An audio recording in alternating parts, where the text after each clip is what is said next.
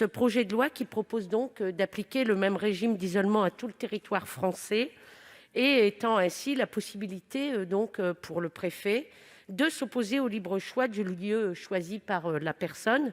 S'il apparaît que ce lieu ne répond pas évidemment aux exigences visant à garantir l'effectivité de ces mesures et à permettre le contrôle de leur application, et qu'il détermine le lieu de leur déroulement.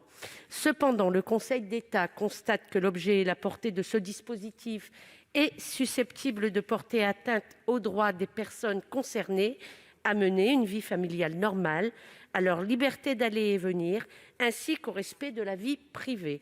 Il ne s'agit donc pas d'une mesure mineure que d'intervenir dans le choix du lieu d'une personne contrainte à l'isolement.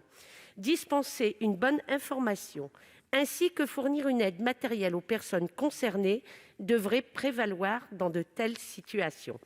De plus, il nous apparaît nécessaire de s'interroger sur le nombre de personnes concernées par ce dispositif, d'une part, d'autre part, sur la possibilité pour nombre de personnes de se mettre seules à l'isolement, de pouvoir faire garder leurs enfants ou de déléguer le soin des personnes à charge de leur foyer.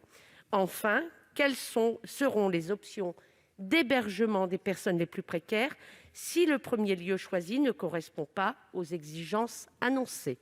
Nous craignons qu'une fois de plus, ces mesures portent atteinte aux plus fragiles, qui le sont davantage en subissant de plein fouet les conséquences de cette crise sanitaire.